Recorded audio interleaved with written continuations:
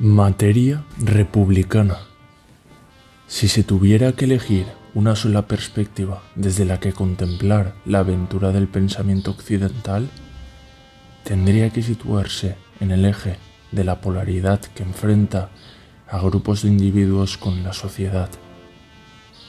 La historia de los acontecimientos gira en torno a esos conflictos. La historia de las ideas políticas se ha centrado en los modos de resolverlo. Esos modos, cuando fueron asumidos por la parte más potente o dinámica de las colectividades nacionales, se convirtieron en las concepciones del mundo llamadas ideologías. En las pequeñas comunidades primitivas no existía la polaridad causante del conflicto. Sus miembros, siendo individuos orgánicos, no podían tener conciencia de su singularidad. Pensaban y obraban en función del grupo. La tensión aparece cuando la insuficiencia de recursos determinó la división en mitades de las comunidades trashumantes si pasaban de 200 miembros aproximadamente. Una mitosis social análoga a la celular e incluso a la que parece producirse en la fisión atómica según la teoría física de cuerdas. La tensión latente se convirtió en conflicto declarado cuando la suficiencia de recursos alimenticios despertó y extendió la creencia social de que el bienestar del individuo no tenía por qué coincidir con el de la comunidad. Creencia típica del colono que roturaba las fértiles praderas norteamericanas. Tocqueville observó que esa mentalidad estaba desarrollando allí un individualismo posesivo a la par que la igualdad social. La Gran Depresión elevó a la presidencia de Estados Unidos a Hoover, apologeta del individualismo puro, mientras que en Alemania la holística ideología del nacionalismo total creó a Hitler. La polaridad individuo-sociedad no se entiende si se reduce el individuo a una sola de sus dimensiones, la singularidad, sin contar con la primaria, la común, la genética igualdad nativa. El individuo, sustancia indivisible, dio base a su unión hipostática en la persona. Cicerón vislumbró el enigma de la distinción entre individuos y dividuos. Y Jacob Burckhardt situó en el Renacimiento el impulso hacia el supremo desarrollo individual, sin percibir que el individuo medieval, de donde venía la renacentista, aún imponía un sentido individuacional a la muerte y al juicio final. La muerte y Dios individualizan la especie. Leibniz analizó el principio de individuación como individualización. La filosofía posterior, incluso la de Kant, no salió de esa confusión, y la ideología liberal concibió la sociedad en términos individuales al tomar el modelo de hombre económico como arquetipo del hombre político. El individualismo metodológico pretendió ser científico y, sin embargo, no pudo explicar por qué en la sociedad, que es anterior al individuo, hay comportamientos sociales que no están en las conductas individuales. La libertad política, no las libertades personales, sería utópica si la antropología hubiera demostrado que los rasgos orgánicos del individuo indivisible e integrado en su especie grupal dividua han desaparecido por completo en el individuo singular y egoísta del mundo moderno. El altruismo, excluido del campo económico, nuclea la familia, la vecindad, la amistad, el amor y el patriotismo. La afirmación de que todos los comportamientos sociales se explican por los individuales sería, como dijo Durkheim, el primer paso hacia la negación de la comprensión sociológica. La libertad colectiva, difícil de idear por seres totalmente individualizados, aparece en la evolución de la especie como necesidad vital de las personas y grupos que conservan el instinto de la lealtad genética a la humanidad que los produce. Al analizar el individuo desde el punto de vista de la posibilidad de su individualización, Hegel consideró al hombre meramente particular como ente incompleto que no llega a ser universal. Los idiomas indoeuropeos expresan con vocablos distintos las acciones de individuar y de individualizar. Sintieron la necesidad de distinguir entre hacer lo individuo algo indivisible y hacer lo individuo algo particular o singular, entre producir seres de igual naturaleza y dotarlos de predicados diferentes, entre multiplicar seres sustancialmente indiscernibles y discernirlos por sus accidentes singulares. La especie humana es divisible. Puede imaginarse su exterminio casi total, y el residuo seguiría siendo no una especie distinta, sino la especie humana. La inmortalidad relativa de la especie humana requería la producción incesante de seres mortales que la individuaran. Esta operación evolutiva precisaba de un código genético que transmitiera a todos los seres indivisos un mismo instinto de lealtad orgánica a su especie. La inmortalidad de la especie resultaría, así, de la mortalidad de sus individuos. La evolución no actúa sobre la especie, sino en los individuos. Pero la unidad de evolución no está en el individuo, sino en el binomio heterosexual que lo crea. Mientras haya una pareja reproductora, habrá especie. Los mitos diluvianos lo simbolizaron. La individuación humana opera en el cigoto, la individualización en el entorno cultural donde se inserta el individuo. La pareja dividua produce individuos. La sociedad, individualidades. La adaptación a cada nicho cultural ocasionó el desigual desarrollo individual a costa de la amortiguación del instinto individuante de lo colectivo que la especie perpetúa. Para crear individuos, la pareja dividua se hace la ilusión de que ella misma se individúa en el abrazo del amor reproductivo. Lo individual creó los derechos de la persona, la ideología liberal y el anarquismo. Lo individual, colectivo, las ideologías nacionalistas, socialistas y comunistas. En la polaridad que enfrenta lo individual y lo individual, pasó desapercibida la función mediadora del principio de individuación. Distintas ideas filosóficas quisieron identificar el factor individuante de la especie humana cuando la ciencia biológica aún no había nacido. La materia, siendo potencia genérica, no reconoce, sin el concurso de la forma específica, solo distingue clases típicas de individuos, a un hombre de un árbol, y a la forma humana no distingue a Pedro de Pablo. De ahí que el pensamiento medieval creyera que el principio de individuación no se podía demostrar, sino solo mostrar con la existencia de cosas singulares. Tomás de Aquino lo encontró en las notas individuales, o sea, en lo que consta en partidas de nacimiento y documentos de identidad.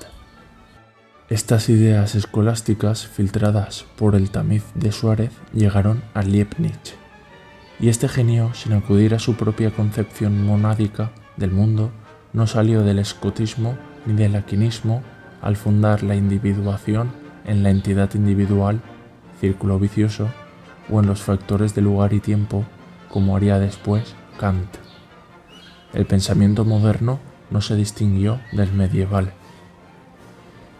El descubrimiento de que los procesos de individuación y de individualización se complementan en la evolución de las especies trastornó los presupuestos que condicionaron las ideas políticas sobre la relación del individuo con la sociedad. Eso no exigía que la ciencia política fuera un calco de la biología, como pretendieron los defensores del darwinismo social, de la física social y de la ética evolucionista.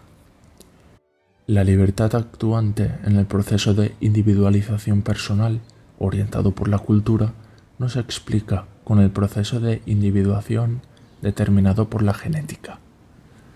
Donde hay determinismo, no puede haber libertad. La lucha de clases sociales no está basada en la lucha por la supervivencia de la más apta, ni el nacionalismo lo está en la superioridad genética de una comunidad sobre otra, pues la evolución natural no actúa sobre las clases o las naciones, sino exclusivamente en el comportamiento humano, que el entorno cultural es tan decisivo o más que el código genético neuronal. Por eso la política, como fenómeno colectivo, ni puede copiar simplemente las leyes naturales, ni tampoco ir contra ellas.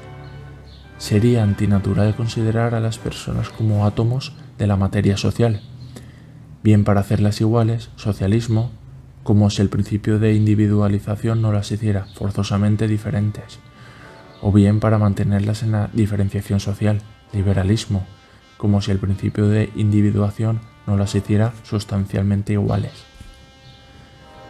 El subterfugio o pretexto de los derechos sociales y de los derechos individuales no puede ocultar a estas alturas del conocimiento de la materia social la falsedad congénita de las ideologías liberal y socialdemócrata residuales en los actuales partidos europeos, ni el primitivismo de las mitosis nacionalistas en tiempos de abundancia de recursos, con separatismos periféricos en pequeños nichos nativos. La aplicación del principio de individuación a la ciencia política, sobre la que hasta ahora solo intervienen los de individualización y socialización, obliga a encontrar la unidad irreductible de la acción colectiva que, como unidad de evolución cultural, sea el fundamento del progreso basado en el principio de representación política. Esa unidad no puede ser la persona individual como creyó la Revolución Francesa, ni la clase social colectiva como pensó la Revolución Rusa. Esa unidad debe buscarse allí donde la acción de la libertad política puede despuntar con posibilidad de producir efectos en la configuración y funcionamiento del Estado. Por esa razón, tal unidad no la puede constituir la representación municipal, la familiar ni la sindical, como pretendieron las dictaduras de la democracia orgánica. Esa unidad individuante de la acción política está en la configuración de las afinidades selectivas de la comarca vecinal, en la mónada de la res pública, que es la mónada natural de cada distrito electoral. Nada más pequeño puede ser operativo en la acción política de la libertad. Lo dividuo de la población comarcal engendra individuos actores de la integración y representación de sus comunidades en mónadas individuales capaces de componer una sola Asamblea Nacional. El del poder legislativo, que debe ser trasladado desde el Estado a la integración de las mónadas representadas en una Asamblea Representativa de la Nación. Cada mónada electoral elige su representante con mandato imperativo y revocable. La mónada nacional designa al jefe del Estado y presidente del Gobierno. La relación entre ambas instituciones, la legislativa y la ejecutiva, se rige por el principio de reciprocidad, según las reglas garantistas de la separación de poderes. La composición de la Asamblea con mónadas iguales resulta consecuente al pluralismo interno de cada mónada, similar al de las demás y al hecho ontológico de que las mónadas no son sólo realidades políticas posibles, sino realmente composibles. El concepto de composibilidad se opone al de componibilidad. Solo son componibles las entidades previamente descompuestas o rotas. Las restauraciones son vanos intentos de recomponer los restos de un pasado cultural muerto con el pegamento de palabras viejas que traicionan las ideas que las pusieron de moda en el lenguaje de los nuevos tiempos. Las transiciones políticas de las dictaduras a los estados de partidos recomponen elementos esenciales de aquellas por medio del consenso. Una idea tan primitiva que no solo niega la libertad política, sino la posibilidad misma de la política. La idea de república federal en una sola nación, sin pluralidad de estados, es otro ejemplo bárbaro de componibilidad sin composibilidad. Una composición musical no es una componenda ni una componibilidad de sonidos, aunque el modernitarismo del arte actual lo intente hacer con ruidos fracasantes. Solo las posibilidades son compatibles entre sí en tanto que aún no son realidades, pero no todas las realidades son compatibles. Para serlo, han de tener una naturaleza compositiva que les permita ser sometidas a leyes uniformes, lo cual presupone que las realidades contrarias, no las contradictorias, estén en la misma relación de polaridad opositiva como sucede en los campos magnéticos creados por el eje polar terráqueo. El principio de polaridad afecta a todas las categorías humanas de contrariedad, oposición, complementariedad y tensión. Carlos Marx, pese a su descomunal talento, no quiso saber que la lucha de clases producía una dialéctica social que no escapaba del campo de influencia de la rotación de la humanidad en torno a la polaridad libertad-servidumbre. Se olvidó de lo que él mismo creía: los individuos solo constituyen una clase si sostienen una lucha común contra otra clase, ideología alemana, lo cual hace imposible el determinismo histórico y la dialéctica material como factores supuestos del progreso hacia una sociedad sin clases o de una sola clase. Al resolver el problema de la libertad política, la República Constitucional actúa como brújula indicativa del campo magnético donde se pueden superar los conflictos sociales, pues en ella se unen de modo natural la lealtad del principio individuante de la especie con la verdad de la libertad como principio individualizante de la persona. La teoría de la República Constitucional se hace así teoría del continente invariante de la polaridad con los conflictos variantes en él contenidos. Desde que los sofistas griegos hicieron del hombre la medida de todo, la materia pasó a ser objeto de las ciencias naturales, reduciéndose la filosofía al conocimiento de los asuntos interhumanos. La reflexión política de la antigüedad, salvo la de Aristóteles, no pareció que algo sensitivo susceptible de conocimiento científico había de existir en la materia social si arraigan en ella formas culturales que la dan continuidad y personalidad colectiva. Despreciando ese algo material, las monarquías justificaron con creencias religiosas, y las repúblicas procedentes de la Revolución Francesa o de sus simplificaciones se fundaron con la creencia religiosa en el Ser Supremo o la fe en una razón universal. La incapacidad de las fórmulas políticas espirituales para entender la composición natural del conflicto social motivó el reduccionismo de las ideologías nacionalista y socialista que pretendieron resolverlo suprimiendo la libertad, es decir, la política. Esas pretensiones totalitarias, residuales en los estados de partidos surgidos de sus rescoldos ideológicos, con liberalismos de ocasión, socialismos de corrupción y nacionalismos de salvación, hacen inaplazable la conversión en la ciencia de la tópica doctrinal política abocada a la esterilidad teórica y a la inoperante contemplación de catástrofes mundiales o nacionales ocasionadas por las singulares voluntades de poder partidista. No hay que confundir la cultura política derivada del conocimiento de la historia y de la experiencia de los estados actuales con la ciencia política. Aquella solo ha producido tópicos vulgares y ésta aún no ha presentado sus credenciales. La pretensión científica del socialismo se basó en un determinismo de la materia social que haría innecesario el Estado en una sociedad sin clases o de una sola clase. Aunque esa certeza la dedujo Marx del sino de la industrialización y concentración obrera, junto a supuestas leyes de decrecimiento de los beneficios y de los salarios, el presupuesto antropológico de la igualdad de los átomos sociales era el supuesto deseo de la materia humana de retornar al paraíso primitivo perdido a causa de la privatización de los medios de producción. Marx se equivocó en el método de análisis de los cambios sociales. El marxismo dice lo contrario, pero no en su percepción de que la base de partida de la ciencia social no estaba en las formas estatales de dominación histórica, sino en la naturaleza material de las sociedades que no solo es componible, sino también compositiva. En la historia de la filosofía se puede ver cuándo y por qué, abandonando la consideración aristotélica de que la materia era sensitiva y receptiva a las determinaciones de las formas, el espíritu maniqueo del cristianismo medieval la trató como causa de la corrupción en el reino de los instintos.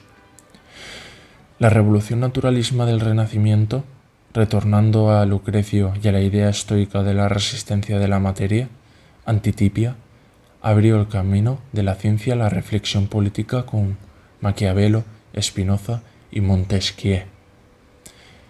Mi primer pensamiento parte de una materia social predispuesta a recibir, en tanto que sustancia o sustrato de los cambios políticos, la impronta de la forma republicana del Estado. La materia receptiva a su determinación por la libertad constituyente de la forma republicana es la res publica. Si aquella no se limita a la sociedad civil y si ésta no se concibe como asociación moral de ciudadanos obligados por la ley a someterse a la autoridad de la res publica, que es la tesis espiritualista de Oakeshott. La sociedad civil no es una asociación voluntaria de ciudadanos, ni la ley puede obligarlos a ser republicanos. La materia social, sujeta a tendencias naturales y culturales, no está predestinada a sufrir las dominaciones de cualquier forma de Estado. La verdadera potencia no es mera posibilidad.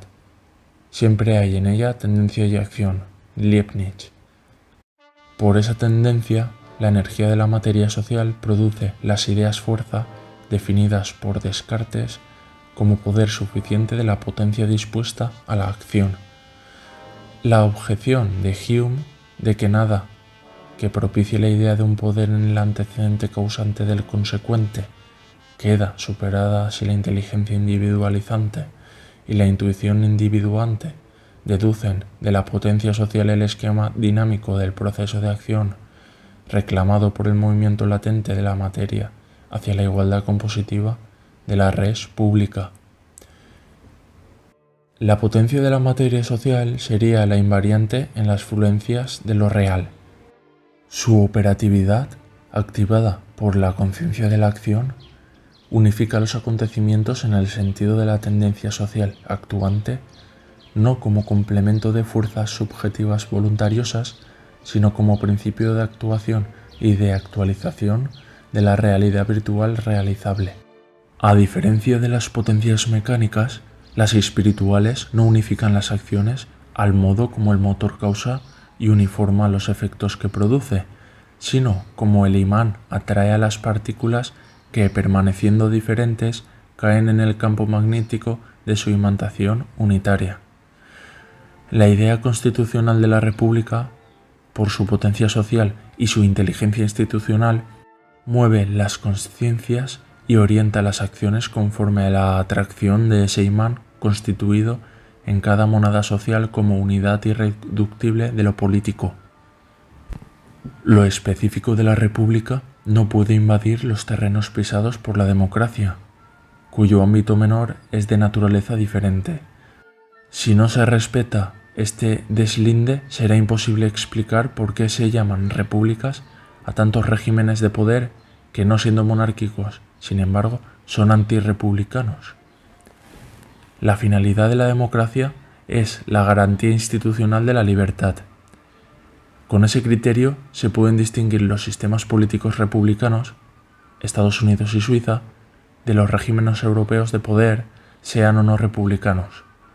Pero si el objetivo es descubrir el secreto material de la república para saber qué la diferencia sustancialmente de la monarquía, entonces hay que separar netamente a lo sustantivo, cuyo objeto se investiga, respecto del adjetivo común que clasifica cosas políticas tan opuestas y divergentes como república constitucional y monarquía constitucional. Las reglas constitutivas del juego político, como las del ajedrez, son neutras y carecen de espíritu distinto del lúdico. Así son las reglas de la democracia formal. El estudio de ellas y de su concreta aplicación, el conocimiento de la democracia política, no ofrecen las dificultades que se oponen a la visión de la intimidad de la materia republicana. El distintivo utilizado desde la antigüedad, o sea, que república es no monarquía, solo tiene un alcance negativo y aparente. La explicación profunda debe estar en el principio básico, en el resorte social que mantiene a los reyes o los rechaza en pueblos de la misma cultura.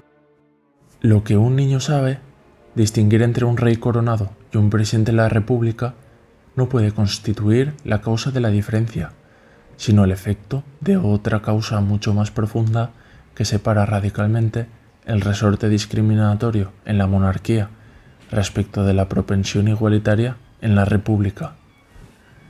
En esta materia, la palabra espíritu levanta sospechas de impostura, a no ser que haya objetivado en instituciones. La distinción entre honor y virtud como resortes de la monarquía y la república, Montesquieu, carecían de significado si no se manifestaran en la animación objetiva de sus respectivas instituciones. Más científico sería deducir la tendencia de la materia social a la res pública del principio de individuación de lo común y a la monarquía del principio de individualización de lo diferenciado. La idea natural de justicia en la igualdad tiende a lo republicano.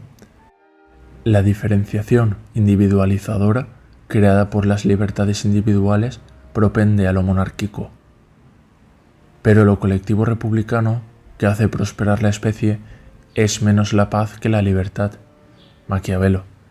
En la distinción entre comunidad y sociedad, la res pública está en lo comunitario, las distinciones personales en lo societario. Interesa el conocimiento de lo que es sociedad civil para precisar dentro de ella los elementos propensos a igualdad republicana y los inclinados hacia los privilegios consecuentes al principio monárquico. La identificación de la sociedad civil con lo que no está regido por el imperio del Estado ni ligado orgánicamente a la comunidad nacional no basta para saber cuáles son sus contornos precisos ni para suponer que la naturaleza o la finalidad de sus funciones cambien según la variante que introduzca en la invariante materia social la forma monárquica o republicana de las instituciones políticas. Tampoco sería de mucha utilidad el estudio comparado de la sociedad civil en las monarquías y repúblicas del siglo XIX, tan distinta de la que luego resultó de la civilización industrial y más aún de la que se forjó bajo el estado asistencial como una monarquías y repúblicas y tan diferente de que se está transformando ahora en sociedad de comunicación, consumo, espectáculo y corrupción. Aunque las estadísticas sociales sean una herramienta indispensable para conocer las dimensiones cuantitativas de los cambios operados en el conjunto social, solo el análisis separado de los diferentes ritmos de movimiento o de cambio en cada sector podrá indicar las tendencias hacia el privilegio aristocrático o a la igualdad republicana en los núcleos comunitarios más significativos, como la familia y el municipio vecinal, donde el patriarcado y la democracia han sido respectivamente propuestos como prototipos de la razón natural en las monarquías y las repúblicas como base de la soberanía de un monarca o de la libertad del pueblo.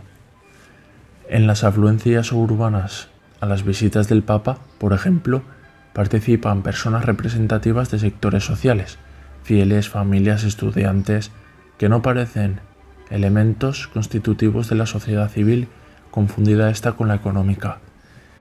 Eliminada la antigua dicotomía societas civium y societas fidelium, la duda se reduce al carácter de la sociedad doméstica y la juvenil, aunque la sociedad de fieles no haya dejado de ser cuestionada como elemento de la civil, pues el catolicismo no se extiende sobre lo económico como el protestantismo.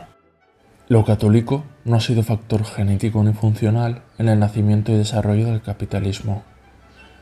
La sociedad doméstica tuvo un rol primordial en la producción y consumo de mercaderías en la ciudad griega, dando su nombre a la economía. El modo de producción artesanal labró la fortaleza de los lazos familiares, y la revolución industrial hizo del hogar, desplazado de su lugar vecinal, al purgatorio de la condición obrera. Con mujeres y niños en la indigencia de la solidaridad de clase social, se acunó el oasis anarquista de los artesanos y la tierra prometida de los proletarios. La familia conservaba con la nueva miseria la tradición que disolvía la reciente riqueza. El grupo parental, sin ser ya sociedad doméstica, económica, se desvanecía en la sociedad civil. Los movimientos obreros forzaron al Estado a satisfacer las necesidades vitales de las familias marginadas del progreso industrial, y Hölderlin cantó el drama de que el Estado se hiciera el paraíso de los que lo negaban. El trabajo de la mujer, las guarderías, la escolarización precoz, las separaciones con hijos menores, la falta de empleo juvenil, la permanencia de los hijos mayores en la casa de sus padres, la pasividad ante televisores y ordenadores, la búsqueda de emociones en la droga o la violencia, la ausencia de ideales, han provocado la crisis de la familia tradicional justamente cuando la sociedad doméstica mantiene la demanda en la economía de consumo y los estados subvencionan a las familias para que paguen sus hipotecas no por caridad, sino para salvar a la banca de su bancarrota. La contradicción entre disolución de la familia y necesidad de mantenerla activa como unidad de consumo puede explicar que, en medio de la atonía del sentimiento religioso, el mismo gobierno laico que legaliza el matrimonio homosexual o el aborto y no mantiene buenas relaciones con las jerarquías eclesiásticas financie las concentraciones de masas católicas para ver al Papa. Los partidos estatales perciben la trascendencia que recobra la familia con independencia de toda idea religiosa como elemento activo en la sociedad civil de la moderna economía de consumo. En la sociedad de información conformadora, en un mercado de trabajo que deja fuera a menores de 25 y mayores de 60, la edad deja de ser criterio de capacidad y, como el sexo femenino, adquiere valor per se. La sabiduría ya no es, como antaño, fruto de la experiencia. Las innovaciones tecnológicas dejan en la cuneta del progreso saberes acumulados durante generaciones, y la sociedad civil pierde en sentido común, temperancia y coherencia, lo que gana en sentido práctico impaciencia, codicia y ludicismo. La adaptación al medio, como en nuestros ancestros de Atapuerca, arrincona en brasas de invierno los ideales de la juventud y las memorias de la vejez. En la transición del presente al presente, en un mundo sin causas aparentes, la cultura, la historia, la novela y el arte pierden su razón de ser. Solo interesa la tecnología, la informática, la especialización. Saberes sin saber, conocimientos sin conocimiento. Ante un ordenador, los niños tienen 1000 años de curiosidad en sus cabezas ágrafas. La inteligencia no aumenta con la edad, solo se especializa, limitando su desarrollo general. La juventud vive dramas que no padeció antes. Sufre la injusticia de ver apartada su mayor habilidad técnica de un mundo profesional de expertos en pericias. Donde no hay sitio para la sabiduría, la juventud se desarraiga del saber. Si la tecnología impera y lo joven se pone de moda, la juventud no ocupa los puestos de mando. Triunfan las caras jóvenes en corazones viejos.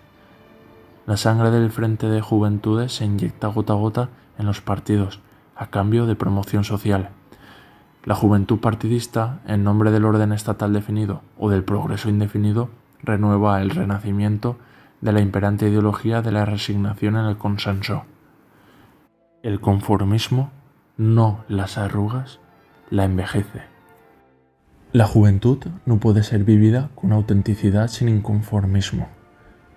Una cualidad que no es propia de la inexperiencia, como suele creerse, sino de la sabiduría del corazón y la potencia de los instintos. No hay posibilidad de creación en las visiones conformistas del mundo familiar, profesional o político. La juventud y la anciandad no se relacionan en una sociedad que funciona como una compañía anónima cuyo consejo de administración conspira para que lo auténtico no entorpezca la circulación de riqueza, honores y empleos entre accionistas de la conformidad que temen la libre competencia y abdican de la cultura. La juventud conformista y la jubilación anticipada permiten el consenso de ese brutal reparto del beneficio social. Aquella desprecia los costos de las generaciones que acumularon riqueza. Esta, como clase pasiva, se resigna a morir para aliviar la carga de las pensiones que preocupa a un consejo de administración de siglas políticas. No se sabe qué es la tercera edad ni para qué sirve a la sociedad civil que la mantiene y entretiene si solo se reconoce la diferencia legal entre menores y mayores de edad. Las mentes, como la conciencia, no se jubilan. El drama de la actual anciandad no es perder la juventud, sino conservarla. La marginación juvenil y la jubilación prematura retornan a la distinción entre ciudadanos activos y pasivos, como en los primeros años de la Revolución Francesa. La sociedad civil, que excluye del mercado recursos humanos de gran potencia por sus pocos o demasiados años, ignora que la edad, como dijo Emerson, está en la inteligencia. No se debe aislar el análisis de la juventud como si fuera un estado civil autónomo y no una etapa de tránsito. Vive en situación de irresponsabilidad y se encamina, aunque no lo sepa ni quiera, a otra de responsabilidad. Las vocaciones ya no heredan la singularidad que inculca la voluntad de estudiar. No por supuesta falta de madurez en la inteligencia juvenil, ni por incomprensión general de la vida unidimensional de sus padres, como en los estudiantes del 68, sucede ahora precisamente lo contrario. Los jóvenes de hoy son más consecuentes que los de ayer. Si nada hay en la vida adulta que merezca ser vivido con autenticidad, ¿por qué y para qué se les pide que sean idealistas en un mundo donde solo tiene valor el dinero, la fama de los que dan espectáculo y los placeres del sexo sin amor? ¿Por qué, si no es para encontrar un empleo estéril que los embrutezca de por vida, tienen que renunciar a la huida hacia el aburrimiento compartido y al refugio de sus soledades en la vida del coleguismo y la hinchada? La juventud manifiesta a su modo el problema general de la nulidad que la transición del presente al presente inculca a todos los sectores sociales. Esa nulidad no es falta de voluntad de ser como se debe ser con arreglo a una idealidad, ni una apatía de las ambiciones personales, sino una inconsciente voluntad de ser como todo el mundo, indiferente a la ausencia de ideales y a todo lo que sea mentalmente sincero y vitalmente auténtico. Unos ideales que el medio social identifica con cualidades de perdedor, si son genuinos, con estorbos en la carrera hacia el éxito social o pecuniario, si no son cínicos, o con valores trasnochados si son predicados por hipócritas anclados en ilusiones del pasado que causan la falsedad presente. El drama de los jóvenes mal educados por una sociedad sin valores no es el de creerse juveniles para siempre o vivir toda la vida como adolescentes, sino el de ser demasiado viejos y desconfiados para desear convertirse en personas mayores que den sentido inteligente o moral a la sociedad que los emplea. Y sin vocación de alcanzar la mayoría de edad cultural, la juventud deja de sentirse en situación de paso para mantenerse en el estado de inconsciencia de la seriedad adulta, la que dio personalidad y sentido a las generaciones donde el movimiento obrero y la energía empresarial forjaron la sociedad civil heredada por las generaciones de la posguerra fría. La dramática historia del movimiento obrero en la sociedad civil terminó cuando el fascismo hizo de la sindicación una estructura estatal dotada de poder legislativo incluso para los no afiliados. El sindicalismo perdió su fuerza genuina con el fracaso de la huelga general revolucionaria. La idea antiestatal de los sindicatos anarquistas encontró dos adversarios que lograron destruirlos. El Partido Obrero Marxista de Jules Guesde comenzó lo que los partidos comunistas y socialistas remataron: convertir los sindicatos en correa de transmisión de los partidos. Y la oscura distinción soreliana entre violencia sindical y estatal transformó con Mussolini la violencia de la huelga general en represión institucional ejercida por un solo sindicato estatal. Vinculada con la sociedad laboral, la actividad de empresarios y profesionales autónomos forma el tejido de relaciones económicas y valores culturales de la llamada sociedad burguesa. Las nociones de burguesía y proletariado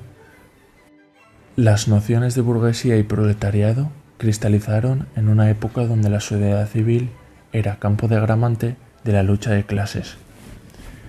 Desde las revoluciones europeas de 1848 hasta la caída del muro de Berlín, transcurrieron 140 años de efervescencias ideológicas, luchas civiles, descubrimientos científicos, progresos tecnológicos y conocimientos sociales que nos hacen mirar al último siglo y medio como se miraba lo medieval y lo gótico a fines del XVIII.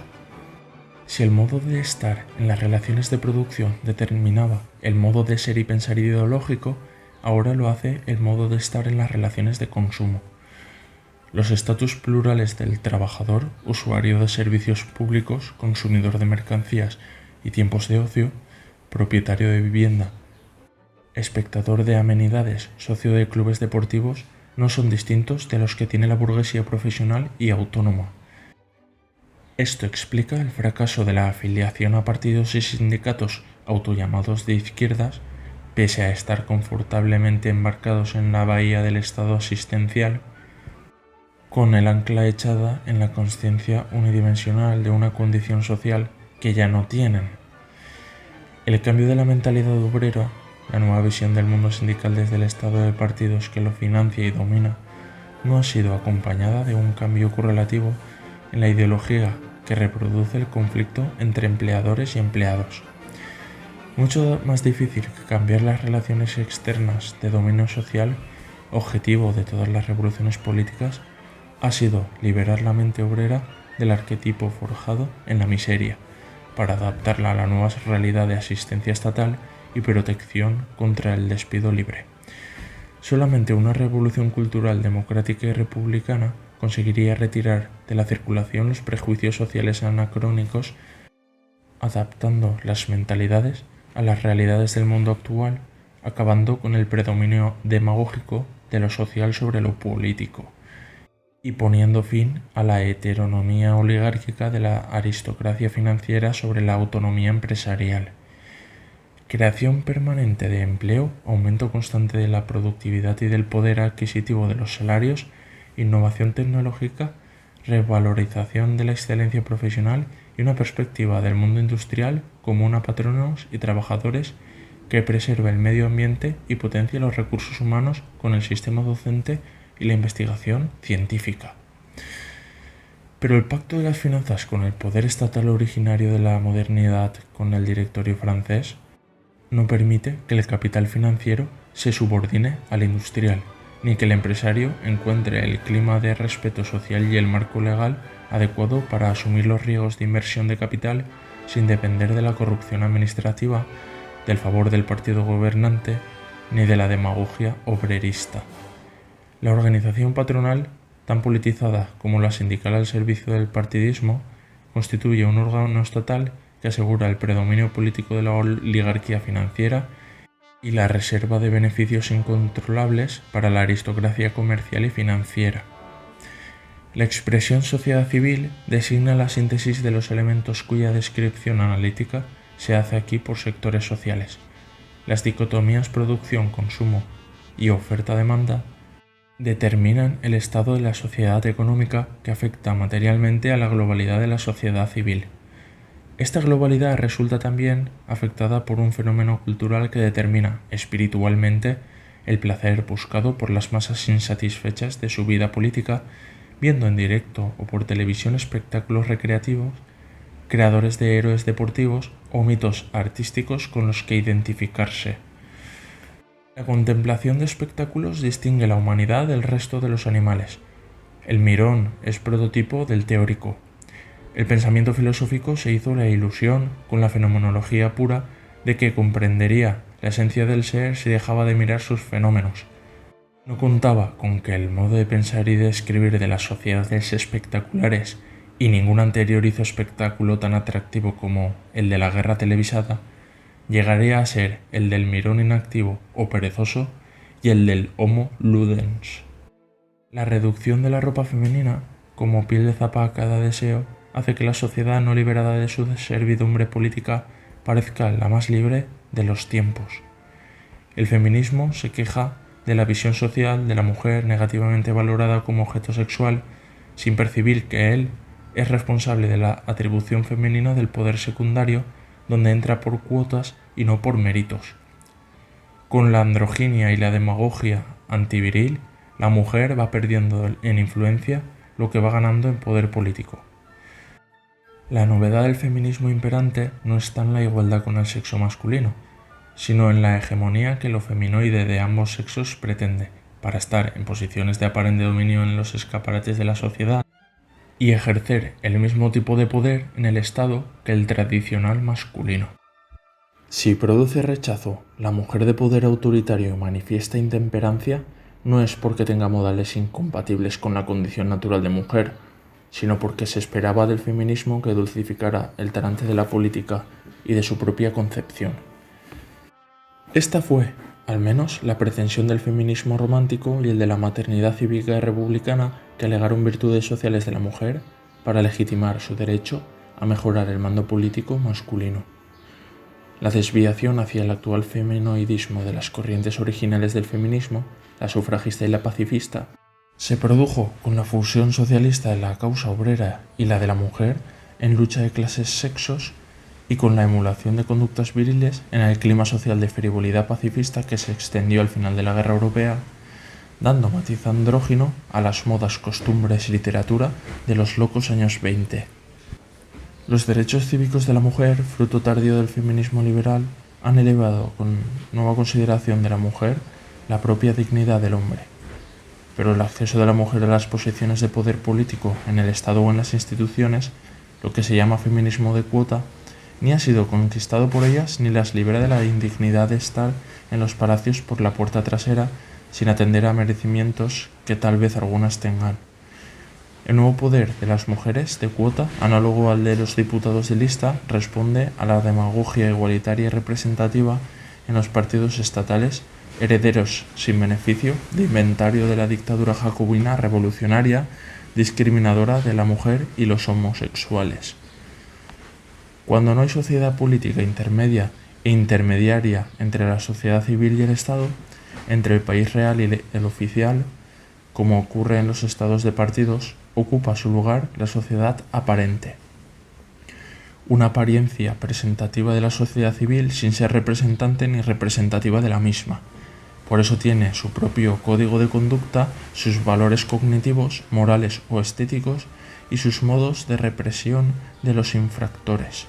Nadie se ocupa de ella, pues se confunde con la opinión pública, que solo es el modo de crearla y mantenerla. Dos grandes principios, como se razonará, dan coherencia mental y ética a la sociedad de las apariencias. Con el primero se sustituye la verdad por una ficción sistematizada.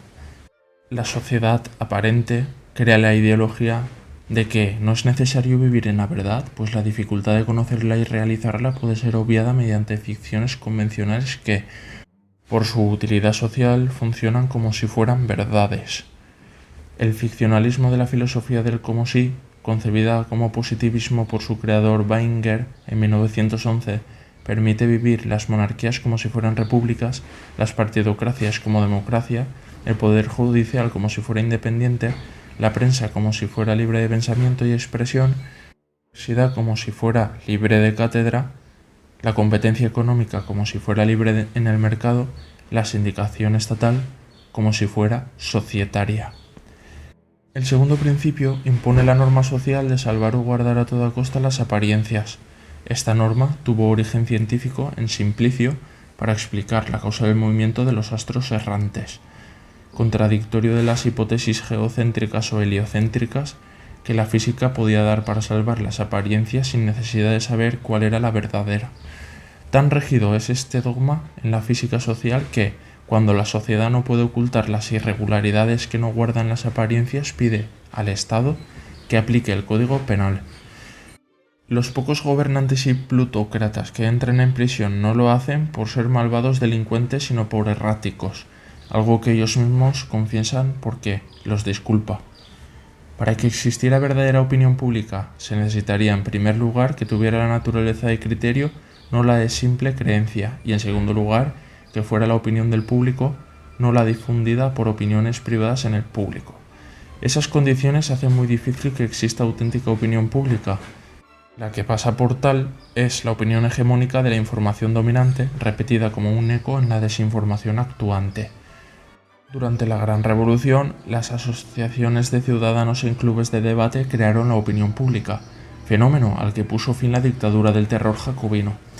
Desde entonces, incluso en momentos de excepcional atención popular a la cuestión política, el poder creciente de medios informativos y encuestas sociológicas ha sustituido la opinión del público por la difusión en el público de opiniones ideológicas de los medios.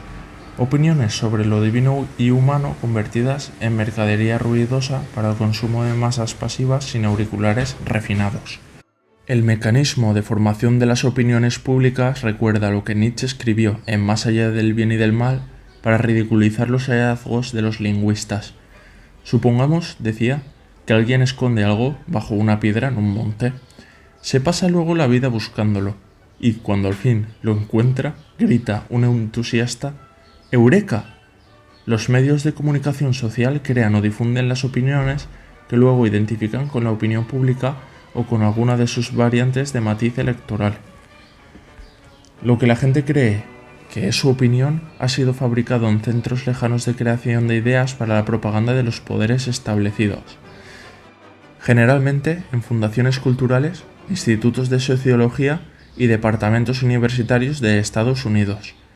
Su entrenamiento durante la Guerra Fría fue intensivo y sistemático. A semejanza de las campañas de promoción de un producto comercial precedidas de un proceso de creación publicitaria, las mercaderías políticas llegan al consumidor adaptadas a cada país por sus propios medios de comunicación. Las agencias internacionales las lanzan, los medios las intelectualizan en editoriales, los lectores las hacen suyas creyendo que son las que ellos pensaban. Las encuestas preguntan en el sentido esperado de las respuestas. Los partidos hacen sus programas con los sondeos.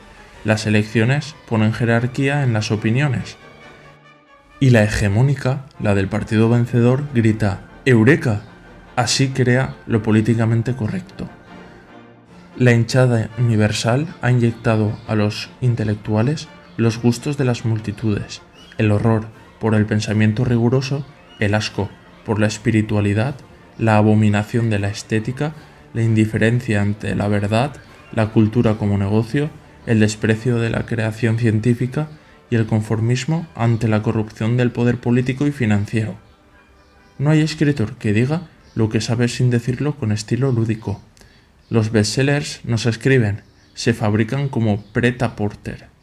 Sin alma propia, los envidiosos mirones de lo ajeno crearon el pensamiento débil del consenso. Tras el fracaso de las rebeliones juveniles del 68, prosperó la filosofía lúdica, la de los pseudointelectuales europeos. No hay estilo lúdico sin mentalidad lúdica. Queriendo ser parte visible de ese mundo, los escritores se ofrecen ellos mismos a la espectacularidad de sus producciones mercantiles. Sin arte, ideas o pensamiento, representan y reproducen las distracciones con las que eluden la visión de la realidad y anestesian el deseo de libertad política. La sociedad política se ofrece en espectáculo a la sociedad espectacularizada. El más impúdico, la sesión de sonrisas y carcajadas en los encuentros de los jefes mundiales del fracaso y la corrupción. La espectacularidad de los gobiernos personalistas distrae a los gobernados con la comedia internacional representada por la clase estatal actora. Sus encuentros son vistos como las bodas reales. La fecunda contribución teórica de Tonis a la sociología del poder no resolvió la contradicción en la que él mismo cayó de seguir llamando sociedad política al Estado, a pesar de que la organización estatal en nada responde al prototipo societario que él había caracterizado con elementos y atributos incompatibles con los estatales. Aunque el Estado tenga personalidad jurídica, capacidad de obrar y de actuar como las personas individuales o morales, y se haya refinado con elementos organizativos racionales en su dimensión administrativa, no es el hombre artificial Leviatán, ni la sociedad política de la comunidad sobre el que tiene soberanía. Solo la fábula justnaturalista o contractualista del Estado pudo mantener la ficción jurídica de considerarlo como sociedad política semejante a la sociedad perfecta eclesial, tal como concibió en la Iglesia el cardenal Bellarmino.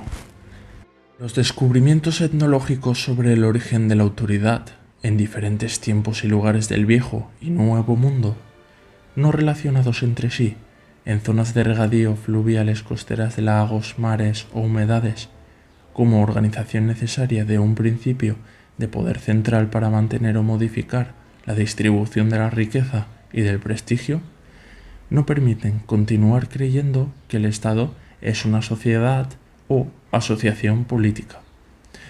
Nació de la fuerza de un grupo social privilegiado, y si ya no se mantiene solo por la fuerza física, es porque ha dado lugar a un consenso involuntario tan intenso y extendido como el consenso nacional.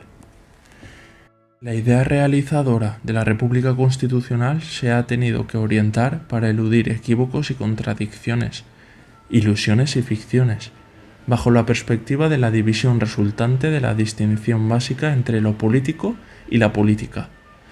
Una distinción que se fue perfilando y desarrollando desde el acontecimiento revolucionario francés hasta nuestros días.